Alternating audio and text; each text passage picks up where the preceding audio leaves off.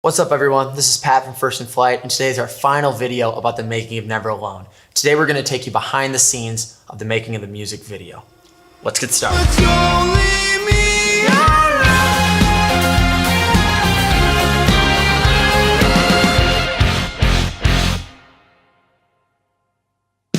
Most of the crew was just people that we worked with before or just people that I knew from film school. David was able to find George, a cinematographer. He worked on Danger. I used Juan as my producer. He's my brother. You know, he's always like my second set of eyes. I worked with a screenwriter for the first time. I worked with, her name is Angela, and she helped me create the story. She also ended up doing hair and makeup on set too, so she got my hair nice and blow dried so it looked extra fresh on camera. Oh, I'm gonna cry. Okay. Oh, sorry, you're doing a good job.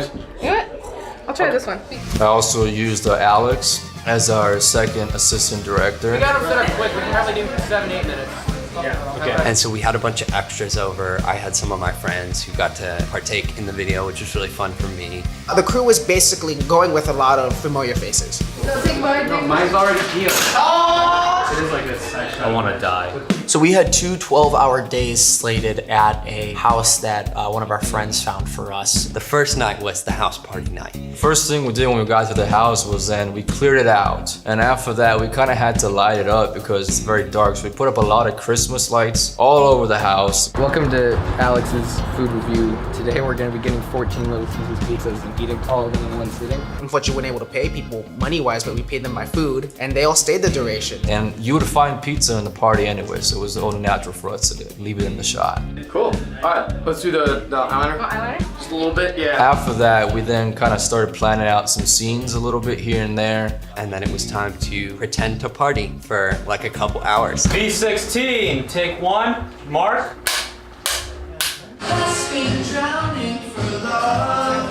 Cut. Walk a little faster, Pat. I think we're gonna get out of here early.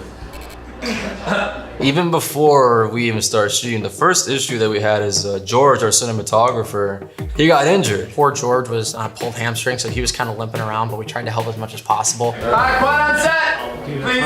Unfortunately, not everyone showed up at the time they were supposed to. We had 2 people who did, and we needed 40 people. So because of that, we were behind a good hour, 2 hours from the schedule. That fog machine fluid tastes really terrible.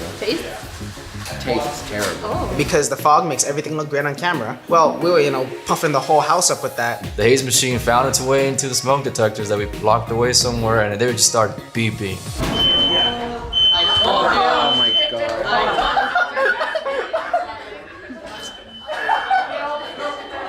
Just get him out of here, we don't have time. Time was not on our side on this shoot. It kind of never is. We actually had a miscommunication on one of the members that lived here. They thought that we were going to be out of here by 10, but we really wanted to be out here by 11. So we had to cut some shots out and completely rewrite some things just to get some stuff to work. That was pretty much the first evening. We wrapped up pretty late at night and everybody went home. I'm having fun. Are you having fun?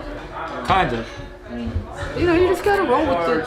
The second morning, took it easy in the morning. But there was also still that sense of urgency. Things were a little bit more particular. You couldn't really hide things, and, the lights of everything. It was a clean house. There was a point where it came to the end where we didn't really have all the shots that we had to get. So as we were cleaning up, we were kind of getting shots. When I heard that they were doing that and actually saw some of it, I was like, I don't know, how is that really gonna look? And I look at it, all the footage, it made the final cut. It looked great. We weren't finished, but we got kicked out. So we were filming in the streets until about 2 a.m. It was pretty cold out there. So there's a lot of improvisation. A lot of times we had to change some things that weren't planned. But we were able to all figure it out at the end and have a project that we're proud of.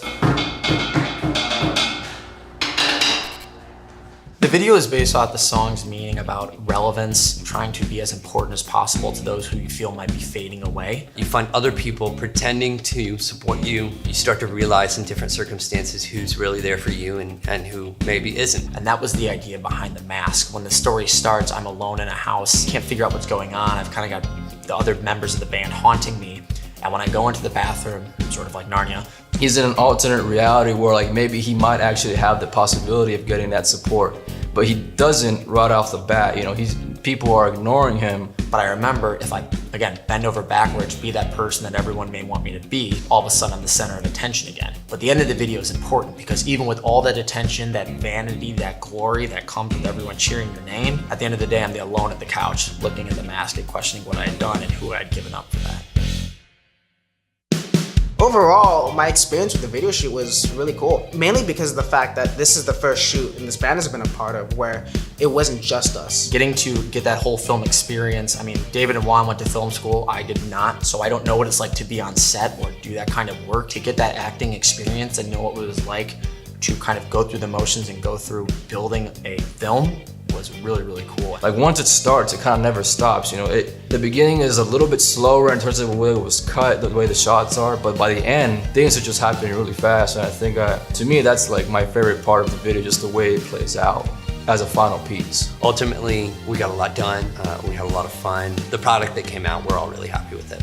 All right, guys, that'll do it for our series on the making of Never Alone. Hope you guys enjoyed each video. We love taking you through the process of the making of our newest song. Make sure you smash that subscribe button, give us a like, a comment, and share this around. We appreciate your support. We'll be back next Friday with a brand new video. Can't wait to see you then.